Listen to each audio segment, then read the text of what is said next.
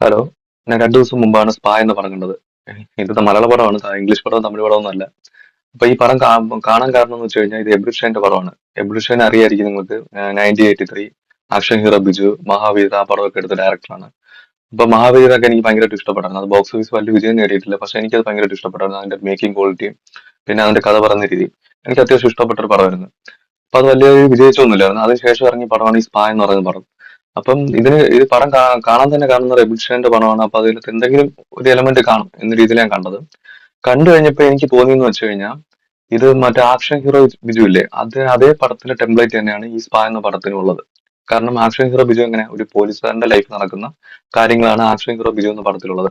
അതേ ടെംപ്ലേറ്റ് തന്നെയാണ് എവല്യൂഷൻ ഈ സ്പാ എന്ന് പറയുന്ന മൂവിയിൽ ഉപയോഗിച്ചിരിക്കുന്നത്. ഇതിനകത്ത് വലിയ കാസ്റ്റ് ഒന്നുമില്ല, വളരെ കുറച്ച് പേരേ ഉള്ളൂ ആർട്ടിസ്റ്റുകൾ, മിനിമൽ ആയിട്ടുള്ള ആർട്ടിസ്റ്റുകൾ മാത്രമേ ഉള്ളൂ. അങ്ങനെ ഒരു ഒരു സെറ്റപ്പിലാണ് പടം ചെയ്തിരിക്കുന്നത്.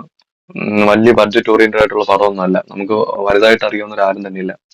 പക്ഷെ ഇതിന് വേറെ എന്ന് പറഞ്ഞാൽ വേറെ കുഴപ്പമെന്ന് വെച്ചാൽ ഈ പടം എന്നൊരു എ സർട്ടിഫിക്കറ്റ് പടമാണ്. കാരണം ഇതിനകത്ത് വരെ പ്രൊഫാനിറ്റി ഇഷ്യൂ വരുന്ന കുറെ കാര്യങ്ങൾ ഇത് ചർച്ച ചെയ്യുന്നുണ്ട്. അപ്പം എബ്രുഷന്റെ ആക്ഷൻ ഹീറോ ബിജു കണക്കത്തുള്ള ടെംപ്ലേറ്റ് വന്ന ഒരു പടം തന്നെയാണിത്. പക്ഷെ അതിന്റെ അത്ര ഒരു ഇംപ്രസീവ് ആയിട്ടുള്ള പടമല്ല ഈ സ്പായുടെ ഈ പടം കൈകാര്യം ചെയ്യുന്ന.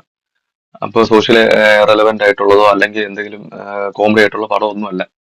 എനിക്ക് ഈ പടം ഭയങ്കരമായിട്ട് ഇംപ്രസീവ് ആയിട്ട് തോന്നിയില്ല. നിങ്ങൾക്ക് വേണമെങ്കിൽ കാണാം, എബ്രുഷന്റെ ആരാധകരാണെങ്കിൽ വേണമെങ്കിൽ കാണാം. അല്ലാത്തവരുകൊണ്ട് ഞാൻ പടം സജഷൻ ചെയ്യുന്നില്ല. കാരണം അത്രയ്ക്കുള്ള തീമൊന്നും ഈ പടത്തിലില്ല.